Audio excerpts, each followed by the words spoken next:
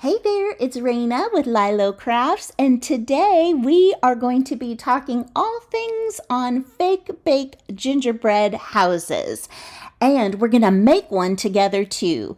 So if you would like to learn how to take one from this to this, then stay tuned. So the first thing you're going to do is get a base for a gingerbread house, and you can get that at any thrift store or a DollarTree, Walmart, Target, anything like that that has doll houses. Next, you're going to go ahead and clean your house, and once it's clean, then you're going to paint your house. If you do have a slick plastic house, I do suggest using a matte spray paint. And it's always good to look at pictures of gingerbread houses online to gather some inspiration. Then all you need to do is gather your supplies together and we're ready to start decorating. So I've got step number 1, which is put disposable paper down. So I've just got some brown paper over here, and I have my icing ready. I've got my decorations ready over here to the side. Okay, so now if we were going to add any templates, we would do it now. What I want to do is cover up that circle and maybe turn it into a heart. And so what I'm going to do is just go ahead and take my glue, and I'm going to go ahead and put that down exactly where I want it. And then I'm going to ice right over the top of that. Now, step 2 is to begin adding our faux icing, and I am using fabric paint, and I did have to put it in a fine tip applicator. I had to put my paint into a fine tip applicator to be able to go into those fine lines or go around the edges of the scallops that are on the roof. I'm going to keep on icing this roof, and when I'm finished, I'll come back and show you how it looks. Okay, so I've got that little roof done, and you can see it's not perfect, but we're going to put glitter on this and you're not going to notice that at all. So don't worry about perfection. The next tip is to use the table as a support for your arm. I'm not the steadiest, and so it does help if I use the table for support for like my arm or my hand. So you can see I am resting my hand on here, and I'm gonna just go right along this outline right here. And always feel free to rotate your piece to what works for you. There we go.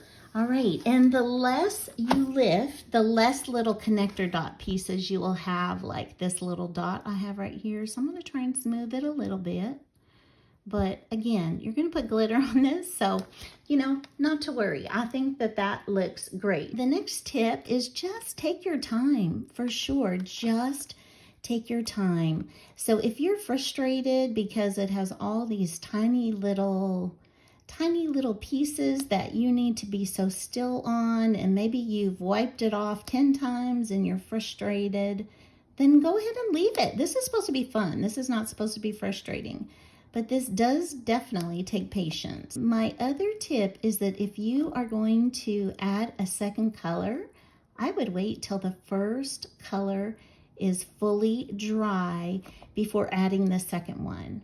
So for instance, if I'm going to do the outside of my window in red instead of white, I would wait for this to dry completely first. Now I've got this little blob here, and I'm going to try and take some of that off with that.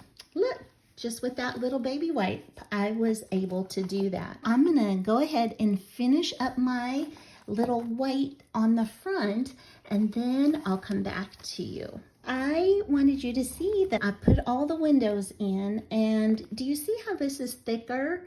These pieces, I just wanted you to know you can go over it a second time when it's wet or when it's dry if you want that line thickened up. And I'm going to go over this line twice to show you what I mean about making it a bit thicker. There we go. Oh, that's looking so good. Okay, and then I'm also going to do this base right here. I'm going to edge out all of these blocks, and then I'll be right back. I've done what I'm going to do in white on this. Now, you could just leave it like this. You do not have to add a second color. You know, I think Pottery Barn is doing so many beautiful classics just like in the gingerbread and white.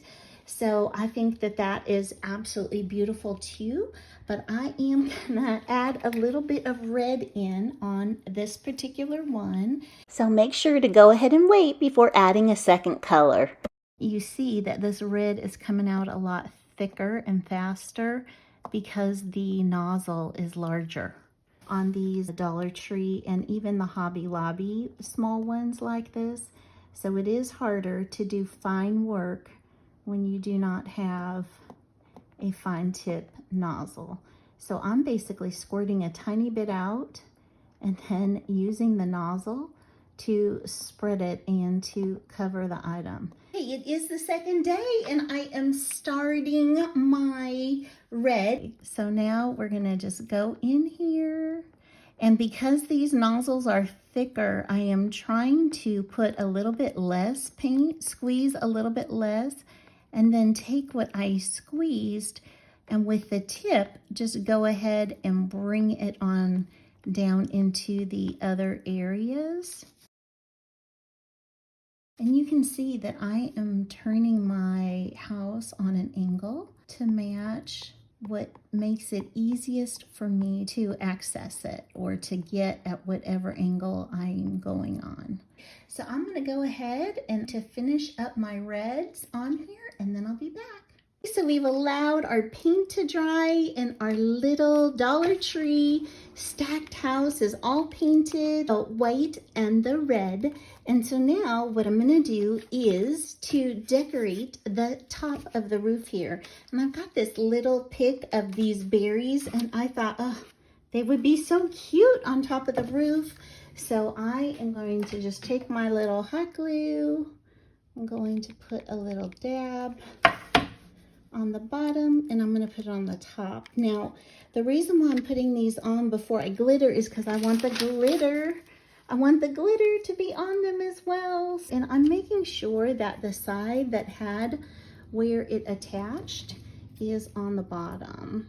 I'm just going to clip off any that might be sticking out so that I have a little bit more of a flat surface for which to glue. That always makes it easier than a round surface. Okay, now I've got them all in place. So what I noticed was that I missed making these little things over on the sides red. I'm gonna hit those with some red paint, but this one that I'm doing all in just gingerbread and white is ready to go. So let's glitter this one together.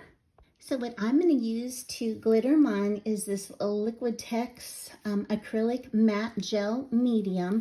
You do not have to use this. You can certainly use Mod Podge or any of your favorite glue that dries clear. So I think that's really important that your glue dries clear.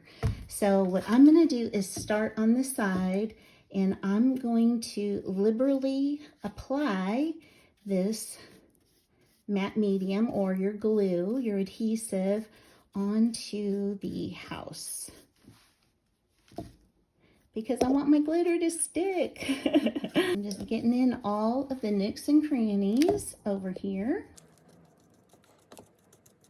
So now I'm going to take my little holographic glitter, and this is more of the fine glitter, and I chose fine glitter because the house is smaller in scale.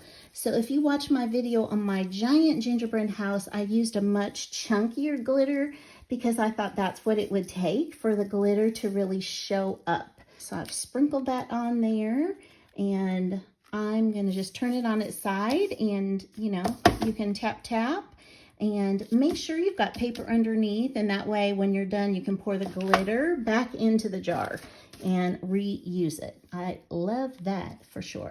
Clearly, don't spend any money on this. Just get whatever junk mail or things that you have to use as your base.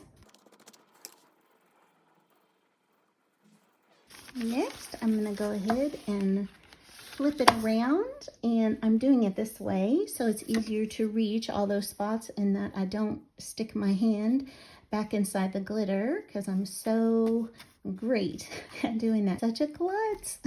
Tell me, are you guys klutzy?